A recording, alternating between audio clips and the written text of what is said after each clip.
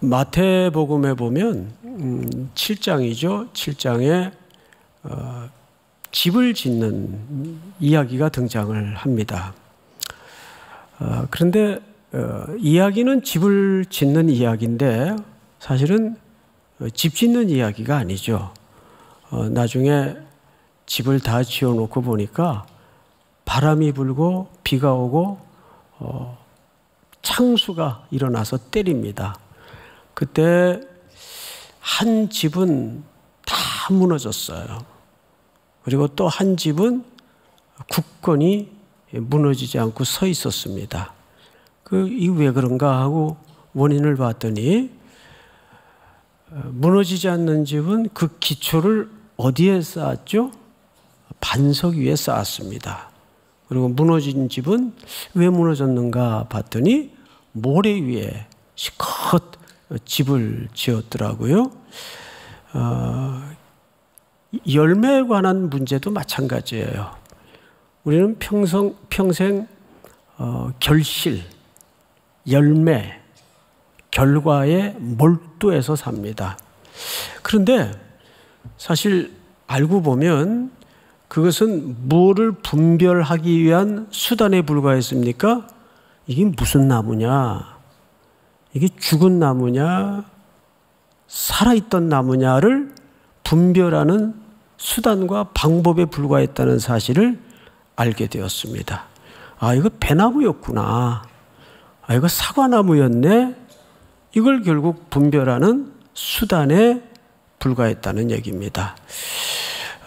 보면 교회마다 이제 특징이 있고 또 강점이 있습니다.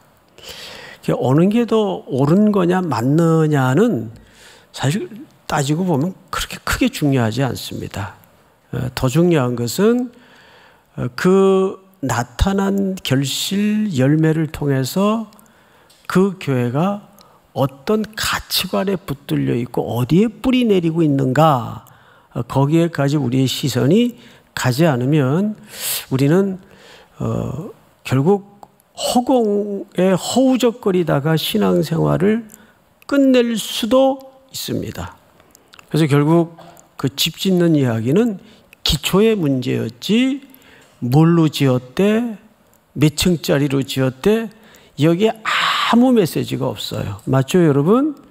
그래서 우리 3일 공동체가 이제 청년들도 그렇고 또 청장년도 그렇고 장년도 그래요. 이번에 장년부 체육대회를 한 반나절 함께 이렇게 지내보니까 장년부가 엄청 밝아졌어요. 예전에도 밝았지만 더 밝아졌어요. 그리고 이제 제가 이렇게 보니까 장년부가 밝아진 특징이 뭐냐 하면 웃음이 많아졌더라고요. 웃음이. 그 공동체가 건강성을 유지하느냐는 몇 가지 리트머스 잣대가 있는데 어떤 목회자들은 그 공동체에 웃음이 넉넉한가, 이게 굉장히 중요한 지표로 꼽습니다. 여러분 만나면 많이 웃으십시오. 회의할 때도 웃으시고 또 이야기할 때도 웃으시고 서로 얼굴만 봐도 흥겨운 공동체, 그게 정말 좋은 공동체입니다. 이거를 어떤 수치가 있어서 수치화시키고 정확하게 답이 떨어지는 문제는 결코 아니에요. 그렇지만 그 교회가 정말 빛 가운데 서 있고 건강성을 유지하느냐는 이런 오히려 보이지 않는 가치에서 확보할 때가 많습니다. 아멘. 그래서 여러분 또 한 주간에도 수많은 일들이 여러분들 앞에 놓여지겠지만 가능하면 너그러운 마음으로 많이 털어내고 웃으시고 함께 할 수 있는 우리 3일의 공동체가 될 수 있기를 축복합니다. 자, 지난주 요한일서 첫 시간이었는데 제목이 기억나야 되죠? 자, 첫 번째 꼭지가 뭐였죠? 그렇죠. 생명. 두 번째는 교제. 세 번째는 기쁨. 생명, 교제, 기쁨이었습니다. 자, 이제 오늘 이어서 5절을 좀 볼까요? 5절. 우리가 그에게서 듣고 너희에게 전하는 소식은, 자, 지난주 제가 이런 정의를 여러분들에게 이게 반복시켰던 기억이 납니다. 뭐냐 하면 그리스도인의 정체성이 뭐냐? 뭐라 그랬습니까? 들은 것을 전하는 자다. 이걸 들은 것을 전하지 않으면 그 죄목이 있어요. 죄목. 그 죄목이 뭐예요? 예, 복음 횡령죄. 복음 횡령죄. 죄송해요. 고단하지만 예배 참석했더니 죄목을 하나 얻어서 갈 수도 있겠구나. 복음이라는 것은 맡긴 거 아니에요. 이거 꼭 들은 바를, 은혜를 경험한 바를 전달해 주십시오. 이게 복음의 생리거든요. 그런데 들어놓고는 혼자 꿀꺽 뚱친다면 안 되죠. 그러니까 여러분들이 이 안에 뭐가 있어야 그게 가능할까요? 북받쳐 올라오는, 터져 나오는 복음이 가져다주는 희열, 기쁨이 있어야 그게 가능하단 말이에요. 뭐 이렇게 참 좋은 거 이렇게 뭐 쥐어지고 확보가 되면 또 뭐 예를 들어 우리 흔하게 어디 가서 음식만 기가 막힌 걸 먹어도 전부 전달하고 싶죠. 또 같이 데려가고 싶고. 제가 요 삼각지 근처에 정말 기가 막힌 냉면집에 냉면을 최근에 맛을 알게 돼가지고 우리 장로님들만 만나면 그 냉면 한 그릇 안 하실래요? 그러다 제가 지난주 체인 것 같아요. 지난주 주일 밤에. 그래서 얼굴이 허해가지고 설교를 어떻게 끝낸지도 모르겠어요.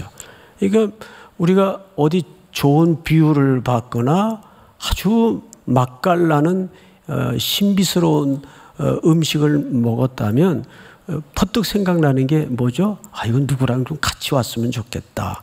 이거 누구랑 좀 같이 먹었으면 좋겠다. 그게 정상인의 사고 회로입니다. 믿습니까? 그래서 여러분들이 경험하는 예수, 여러분들이 경험하는 그 하나님 기쁨의 실체를 여러분들이 또 한 주간에도 그렇게 보고 들은 바를 말하는 그리스도의 증인으로 살아가는 은혜가 있기를 바랍니다. 그래서 오늘 5절을 잘 보세요.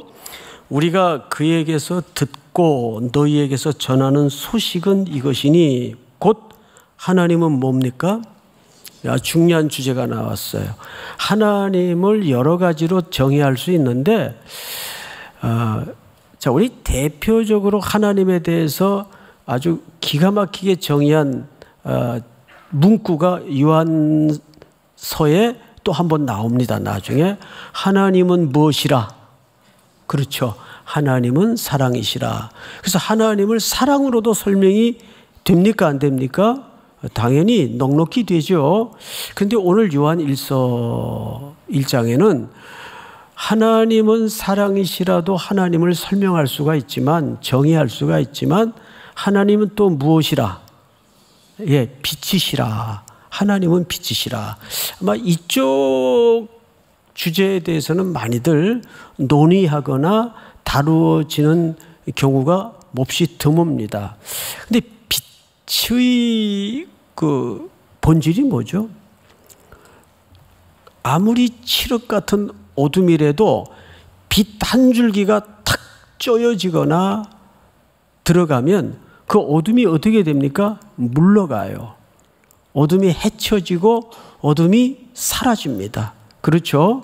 그래서 하나님의 빛을 경험한 자가 있는 삶의 발자국에는 절대 어둠이 빛을 이길 수가 있다 없다. 절대 빛을 이길 수 있는 어둠은 없어요. 할렐루야. 그래서 그걸 전제합니다. 자, 하나님은 빛이시라. 이 하나님에 대한 정의죠. 그에게는 어둠이 조금도 없으시다는 것이니라. 자, 그리고 이제 6절서부터 인간이 그럼에도 불구하고 세 가지 모순을 갖고 있다는 거예요. 그래서 오늘 말씀의 제목이 몇 가지 모순이죠? 인간의 세 가지 모순. 그래서 이것은 사실 요한이 이 글을 쓰게 되었던 이유이기도 했습니다. 과연 요한이 이 글을 왜 쓰게 되었는가? 이 세 가지 인간의 모순을 바라보면서 요한이 이 글을 쓴 겁니다. 그래서 이 세 가지 모순은 특별히 하나님을 믿는다고 하는 사람들 가운데 내가 잘못 믿고 있을 수도 있었구나. 이것을 깨달을 수 있는 놀라운 내용이 이 속에 담아져 있어요. 여러분, 이단들이, 교주들이 잘못된 가르침에 빠져서 신앙생활을 하는 거 보면 거의 공통적인 현상이 뭐냐면 종교 과잉, 열광주의라 그러죠. 거기에 그 종교성을 이용해서 그냥 말씀을 해석해 주지 않고 말씀을 덩어리로 먹입니다. 성경이 사랑하라 그랬으면 사랑하는 거지 말이 많아. 이게 제일 위험한 가르침이에요. 그래서 이런 교회들이 대형 교회를 이루는 경우가 참 많습니다. 그러니까 따지지 못하게 만들고 묻지도 못하게 만들어요. 성경이 사랑하라 그랬으면 사랑하는 거지 말이 많아. 이거를 이렇게 문자적으로 말씀을 해석하지 않고 덩어리로 먹이면 문맹화가 돼요. 신앙의 문맹 형상이 일어납니다. 그래서 그래야 되는 줄 알고, 이게 특별히 청년들 사이에 많이 넘어질 수 있는 분위기들입니다. 그래서 제가 어느 교회라고 얘기는 할 수 없지만 특별히 우리 교단에 가까운 데에도 보면 이런 식의 신앙을 청년들에게 매몰시켜서 그냥 사고를 빼버리고 당이 결정하면 너희는 총폭탄이 되어서 그냥 달려가면 돼. 이게 얼마나 위험한 짓인 줄 아세요? 그런데 특별히 신학이 사라지고 성경의 해석이 사라지면 이런 종교 열광주의 현상을 빌미로 이용해서 성도들을 그렇게 우민화시키는 일들이 가장 많이 일어날 수 있는 공간이 교회입니다. 그래서 여러분들이 그것을 잘 헤아릴 수 있어야 돼. 자, 그러면 이제 오늘 첫 번째 모순을 좀 보실까요? 만일 우리가 하나님과 사귐이 있다고 하고 어둠에 행하면 거짓말을 하고 진리를 행하지 아니함이거니와. 자, 이게 첫 번째 모순이에요. 이율배반이죠. 자기는 하나님과 사귀고 교제하고 있는 줄 알아요. 그런데 그 사람의 삶을 보면 여전히 어둠의 일을 반복하고 어두운 가운데 있고 어둠을 좋아하고 어둠에서 빠져나오지 못하고, 근데 입술로는 뭐예요? 나는 하나님 믿는다 그러고 하나님을 교제한다 그래요. 이거 완전히 앞뒤가 다른 거죠. 이런 사람은 모두에서도 말씀을 드렸지만 사과나무와 배나무를 구분할 수 있는 방법은 뭐라고요? 열매를 보면 알아요. 열매를 보면. 처음에는 사과나무와 배나무가 비슷해서 진짜 비슷합니다. 생긴 게 시기도 비슷하고 비슷해서 어느 게 배나무인지 어느 게 사과나무인지 잘 구분이 안 돼요. 몰라요. 그런데 시간을 좀 기다리다 보면 이제 결실의 때가 오면 이쪽 나무에서는 배가 나오더라고요. 배. 이거 무슨 나무예요? 이건 배나무예요. 이쪽 나무에서는 사과가 열리더라고요. 이건 무슨 나무예요? 이건 사과나무예요. 그러니까 우리는 하나님을 믿는다고 하면서, 교제한다고 하면서, 사귐에 있다고 하면서 여전히 어두운 생활 속에 발을 딛고 헤어나오지 못하고 머물러 있다면 그 사람은 뿌리를 생각해 봐야 돼요. 왜? 그 뿌리에 박힌 대로 뭐가 나올 수밖에 없기 때문에, 열매가 나올 수밖에 없기 때문에. 저 사람은 어둠의 권 속에 뿌리 내리고 있으니까 이 악과 더러운 것에서 빠져나오지 못하고 이걸 반복하는구나. 그러니까 이것은 더러운 죄를 지었기 때문에 죄인이 아니라, 창세기 4장으로 거슬러 올라가면 가인은 살인을 했기 때문에 살인자가 아니고, 살인자의 범죄의 씨가 안에 있기 때문에 그 열매로 무엇도 할 수 있었던 거죠? 살인도 할 수 있었던 겁니다. 이게 아주 본질적인 걸 오늘 여기서 얘기하는 거예요. 그러니까 여러분들이 신앙생활을 종합적으로 이렇게 돌아보세요. 내가 교제하는 흉내는 내고 있어요. 성경 읽도 하라니까 성경도 읽고, 또 팀에서 큐티하니까 큐티도 하고, 또 목장 예배도 드리고, 당연히 예배는 의당이 드리고, 헌금도 하고. 그러니까 문의는 틀림없이 크리스찬이에요. 근데 그분이 사람에 대한 태도나 또 인생을 걸어가는 방식이나 행보를 보면 이건 전혀 아니거든요. 그러면 우리는 그 사람의 나타나고 드러난 삶의 결과와 열매를 보고 어디를 의심하게 될까요? 진짜 그리스도인 맞나? 진짜 예수 믿는 사람 맞아?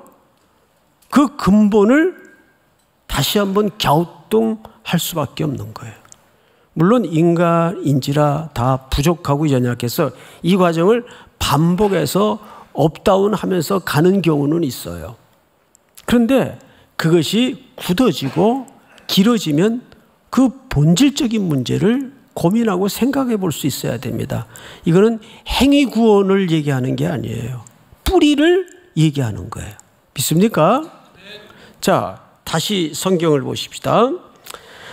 6절, 만일 우리가 하나님과 사귐이 있다고 하고 어둠에 행하면 거짓말을 하고 진리를 뭐하지 아니함이거니와 행하다. 이 행하다라는 말은 원래 뜻이 걸어가다, 걷다, 뛰다가 아니에요. 걸어가다 이 뜻이에요. 그리고 왜 행하다가 걸어가다라는 의미일까? 여러분, 사람이 인생길을 가는 것은 뜀박질이 아닙니다. 그렇죠? 인생길을 가는 것은 그냥 걷는 거예요. 우리 창세기 12장에도 보면 아브라함에게 축복의 조상으로 역사의 시간 속에 소명하시면서 내가 네게 지시하는 땅으로 어떻게 하라 그랬어요? 가라 그랬어요. 이거 가라 동사가 할라크라는 말을 쓴다고 했죠. 그 할라크라는 말은 아브라함이 그러니까 하나님이 아브라함과 함께 걷자 그 뜻이에요. 그러니까 그걸 우리가 이제 미셔널 시각에서, 선교적 시각에서 그 표현을 많이 인용을 하는데, 진짜 선교라는 것은 뭐냐면 하나님과 함께 긴 유장한 시간을 걸어가는 거예요. 유장한 시간이라는 건 무슨 뜻인지 아세요? 여러분, 저 중국 남경 쪽에 가면 큰 강이 하나 흘러요. 중국의 제일 큰 강이 뭐죠? 장강입니다. 장강. 긴 장자에다가 강강자를 쓰는데 그 강은 바다 같아요. 또 시카고에 가도 큰 강이 있어요. 그런데 그 흐르는 게 보일까요? 안 보일까요? 잘 안 보여요. 왜냐하면 워낙 큰 데다가 워낙 이 유속이 느려요. 그래서 잘 안 보여요. 그러니까 천천히 흐르죠. 근데 나이를 이제 이만짝 여러분들의 2배, 3곱절을 먹다 보니까 인생이라는 게 급격하게 흐르는 시간표가 아니라 천천히 흐르는 시간표구나. 다행이죠.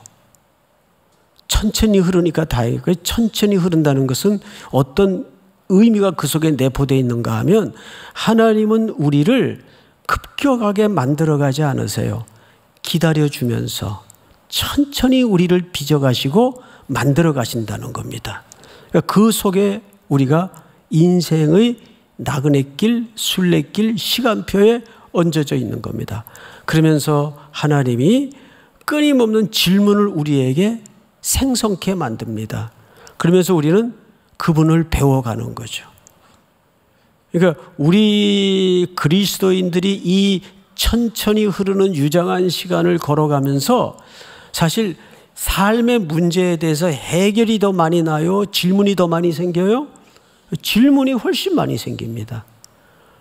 그러면서 그 질문을 하나하나씩 끌어서 풀어낼 때마다 우리는 하나님의 깜짝 놀랄 만한 경륜과 마주치게 됩니다. 요셉도 그래요. 그가 젊은 날 혹독했던 그 시간을 돌아보면 전부 퍼즐이 흩어져 있는 것처럼 조각 그림이었어요. 어떤 건 세모꼴, 어떤 건 뾰족한 거, 어떤 건 별표. 근데 이게 그 하나만 이렇게 부닥칠 때는 이게 도대체 무슨 의미인지, 왜 이런 일들이 내게 벌어지는지 요셉이 가면서 한 걸음 한 걸음 뗄 때마다 다 설득이 되고 해석이 되고 이해가 돼서 걸었나요? 전혀 아니에요. 이게 뭐지? 이게 뭐지? 그러고 걸어갔어요. 그런데 마지막에 인생의 큰 장면이 하나 넘어갈 시간표가 왔을 즈음에 깜짝 놀랐죠. 깜짝 놀랐죠. 아이고, 세상에 이게 하나님이 전부 하신 일이었구나. 그러면서 거기에서 굵게 눈금이 하나 생기죠. 하나님이 하신 일이었구나. 그리고 그 지난 시간에 이해가 설득도 해석도 안 되었던 아프고 힘들었던 시간이 무엇을 향하고 있는 시간인지를 알았어요. 생명을 구원하시려고 그러셨구나. 그래서 내가 여기 재수가 없고 운명이 기구해서 끌려오고 팔려온 시간이 아니었구나. 표현이 어떻게 바뀌죠? 먼저 보내심을 받았나이다. 그제서야 자기가 하나님 앞에 보내어진 존재라는 사실 앞에 확 눈이 열어지는 거예요. 거기 이면에 더 큰 깨달음을 하나님이 요셉에게 주십니다. 형들이 앞에서 벌벌 떨면서 목숨을 유지하려고 전전긍긍하고 서로 못 알아듣는 줄 알고 책임을 회피하는 게 아니라 지난 시간 자기들이 저질렀던 과오에 대해서 얘기를 나누고 있을 때 깜짝 놀랐어요. 형들도 옛날 형들이 아니에요. 나를 혹독하게 다루고 학대하고 미워하고 팔아넘길 때 그 형들이 아니에요. 그때 루벤이 뭐라 그랬어요? 이 동생은 아버지의 생명과 연결되어 있는 동생이니 이 죽이면 큰일 나네. 이럴 것까지 있나? 그럴 때 애굽으로 내려가는 장사꾼에게 팔아넘기죠. 그러니까 죽이진 않아요. 형들은 요셉에게 벗긴 옷에다가 짐승의 피를 묻혀서 아버지한테 가져가서 뭐라 그럽니까? 우리가 한눈 파는 사이에 짐승이 어린 동생을 물어간 것 같습니다. 그때부터 야곱은 살았으나 산 목숨이 아니에요. 웃음을 잃어버리고 핏기 없는 얼굴로 쭉 힘이 빠진 채 아침마다 그 아버지의 생기 사라진 얼굴을 보는 아들들은 어땠을까요? 그게 형벌이에요. 요셉도 아팠지만 그 아들들은 아침마다 그 생기가 사라진 아버지 얼굴을 보면서 뭐라 그랬겠어요? 미쳤지. 우리가 그때 정신이 나갔었구나.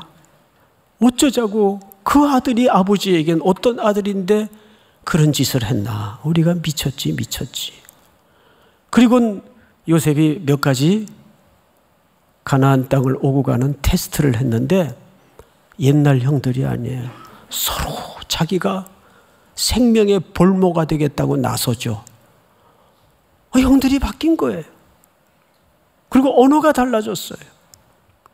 그렇게 서로 요셉은 요셉대로 형들은 형들대로 떨어져 지내면서 형벌의 시간을 보낸 겁니다.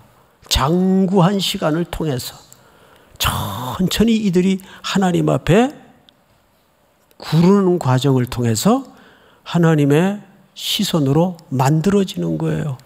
근데 이걸 크게 탁 던져놓고 보면 재밌는 반전이 있죠. 그렇게 요셉을 학대하고 팔아넘겼던 형들이 누구 덕에 삽니까? 요셉 덕에 살아요. 요셉 덕에 먹고 살잖아요. 그 인생사가 늘 그렇게 돼 있어요. 그러니까 우리 그리스도인들은 그렇게 하나님의 은혜와 하나님의 사랑의 본물을 터뜨려서 이 시대를 먹여 살리는 존재들입니다. 그러니까 아브라함도 하나님에 의해 소명될 때 가라 하는 이 할라크라는 동사가 나와 함께 걸어가자 그 뜻이.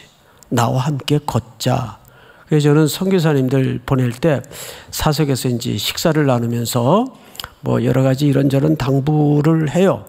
근데 이제 선교사님들이 이제 불을 받아서 은혜를 경험해서 이제 타문화권으로 가기 전에 마음이 뜨겁잖아요. 그러면 가자마자 먼저 뭘 하려고 그래요.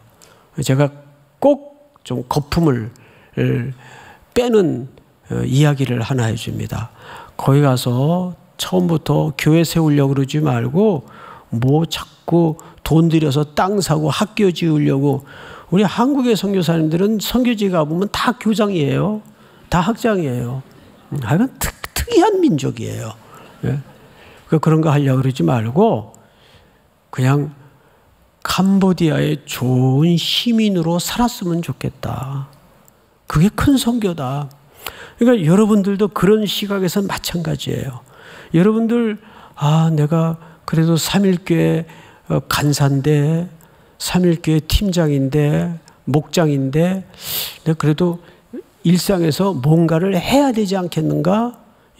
그런 마음도 귀한데 더 귀한 거는 그냥 하나님의 자녀로 그 존재로 거기에 머물러서 사는 게 가장 큰 힘입니다. 믿습니까? 어제 오후에 이제 저녁을 먹고 목양실에 들어가니까 누가 만화책을 2권 갖다 놨어요. 그래서 옛날 실력 발휘해가지고 단박에 다 읽었어요. 단박에. 너무 은혜가 되고 너무 좋아서. 그 만화책이 상하 1권, 2권으로 되어 있는데 내용이 어떤 건가 하면 우리나라에 복음이 처음으로 들어올 때 어떻게 성경이 먼저 들어오게 되었는가. 그때 그 서원 이름이 문광서원이더라고요. 문광서원. 그래서 그 출판사 이름도 그때 이름을 그대로 이용해서 문광서원이라는 이름으로 책을 출판했어요. 근데 이제 이름이 기억이 안 나는데 저자가 변아목의 선교사님이신데 그걸 어떻게 저한테 보내주신 걸 그 양 목사님이 거기다 갖다 놓으신 것 같아요. 어떤 일이 벌어졌는가 하면 쪽복음이 먼저 번역이 돼서 우리나라에 돌아다니기 시작했습니다.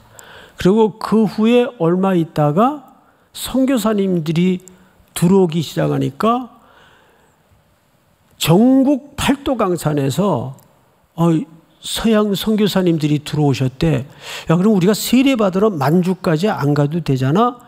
그래서 선교사님들만 머무는 곳에 전부 달려들어가지고 30명, 80명 이렇게 세례해달라고 달려드는 모습에 누가 제일 놀랐을까요? 선교사님들이 깜짝 놀란 거예요. 아니 선교도 하기 전에 이 세례해달라고 달려드는 나라는 처음 본 거죠. 그런데 거기에는 그 말씀, 쪽복음이지만 이렇게 온전히 성경으로 구성된 책도 아닌데 쪽복음이지만 그 말씀을 읽고 그 말씀의 능력을 따라서 그 말씀대로 살아낸 하나님의 백성들이 일어나기 시작한 거예요. 세상에 이런 나라가 어디 있어요? 이건 특별한 은혜입니다. 특별한 축복입니다. 그래서 오늘 당회를 했어요. 이제 내년에 우리 두 분 선교사님을 파송하게 되는데 그 중에 이제 한 분은 이제 나라가 결정이 되면 선교지로 나가겠지만 또 한 분은 이제 사역이 확정이 돼서 이제 그 준비를 할 텐데 우리 선교 팀 가운데 번역 성경 그 선교회가 있습니다. 성경을 번역해서 그러니까 부족들을 보면 언어는 되는데 글이 없는 부족이 많아요. 그러면 그 글을 만들어서 성경을 만들어주는, 요즘은 글보다도 그 성경을 녹음해서 또 이렇게 번역을 해주는 그런 그 GBT인가요? 제가 지금 듣고도 정확히 기억을 못하게 번역 성경 선교회입니다. 거기에 이제 한 분이 내년에 준비를 해서 파송을 하게 됩니다. 무엇보다도 이 땅에 복음이 들어왔던 경로를 가만히 보면 정말 어메이징해요. 놀라워요.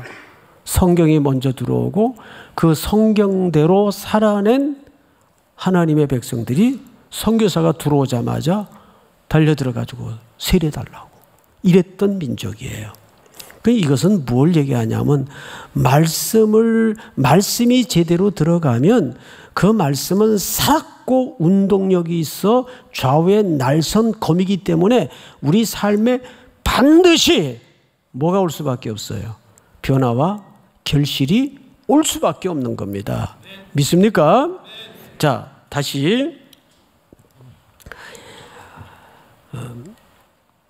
7절을 보시면 그가 빛 가운데 계신 것 같이 우리도 빛 가운데 행하면 우리가 서로 사귐이 있고 그 아들 예수의 피가 우리를 모든 죄에서 깨끗하게 하실 것이요. 그러니까 이 말은 문법적으로는 어순이 바뀌어져 있지만 예수의 피가 우리를 깨끗게 하셨기 때문에 우리가 그 빛 가운데로 나갈 수 있다는 말이에요. 그래서 예수님은 자기를 어떻게 소개했죠? 내가 길이요 진리요 생명이다. 그 나는 빛이라고 말씀하셨어요.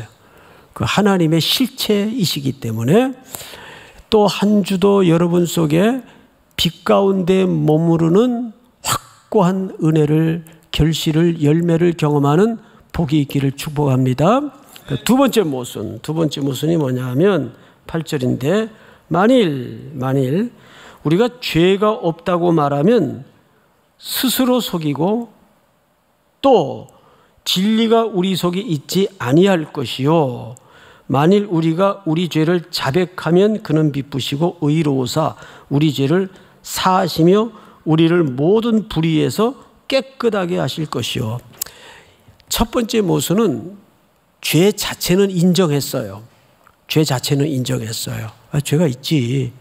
근데 이제 두 번째는 첫 번째 모순보다 더 지독한 모순에 빠진 사람들이 죄가 없다는 거예요. 근데 이 두 번째 모순은 그 당시 영지주의자들의 아륜대 분파예요.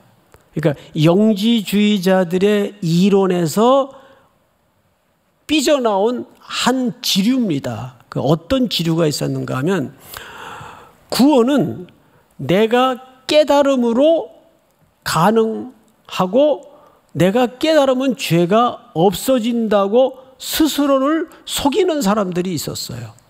근데 가끔 기독교인들 가운데에도 그 깨달음에 초점을 맞춘 아류가 있습니다.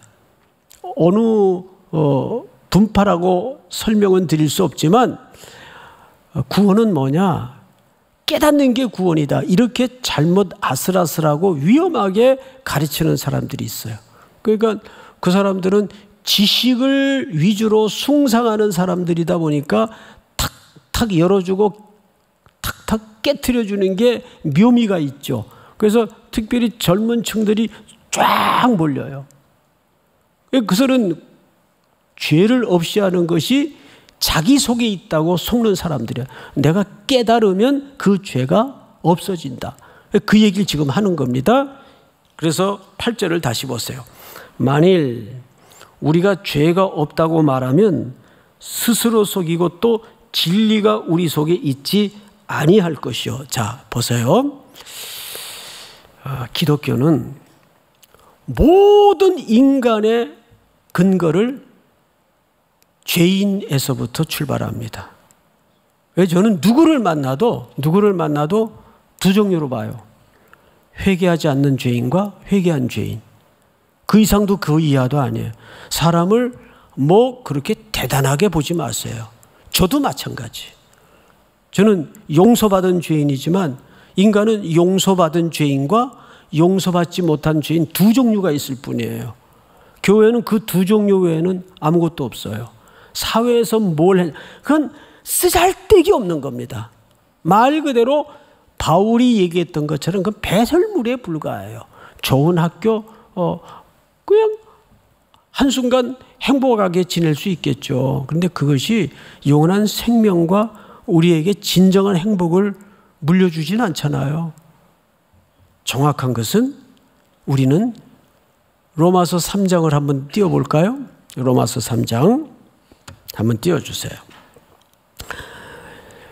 이 예수를 하나님이 그의 피로써 믿음으로 말미암은 화목제물로 세우셨으니 이는 하나님께서 길이 참으시는 중에 전에 지은 죄를 간과하심으로 자기의 의로우심을 나타내려 하심이니.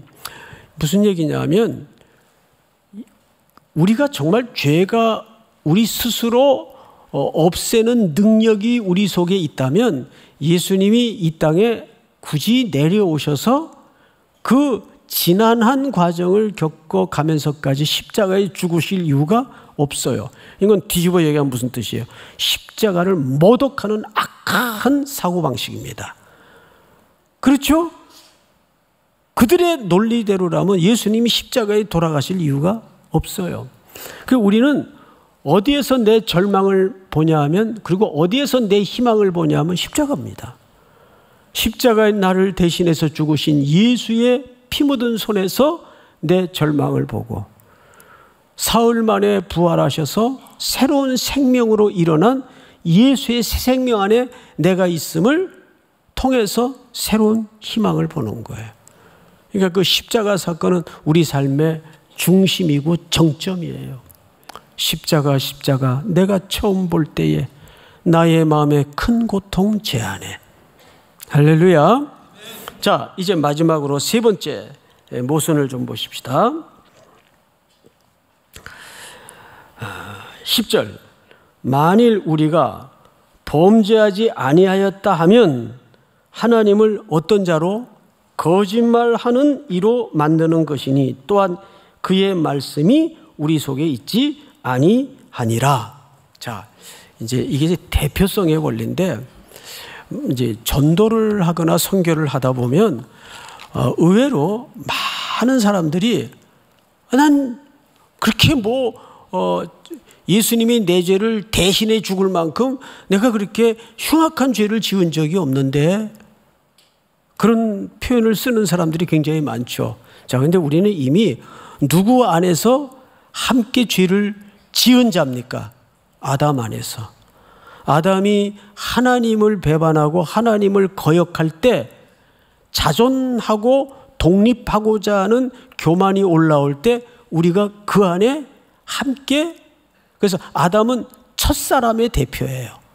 근데 이 첫 번째 아담의 형상대로 둘째 아담이자 마지막 아담인 예수 그리스도께서 이 땅에 오셔서 우리의 죄를 대속해서 위에서 죽은 게 아니에요.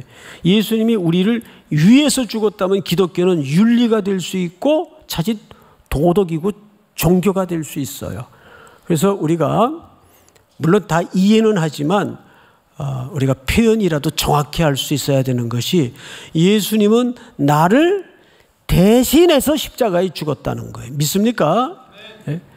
우리는 누구 안에서 이미 범죄한 자예요? 아담 안에서. 첫 번째 아담 안에서 우리는 이미 넘어진 자입니다. 죽은 자입니다.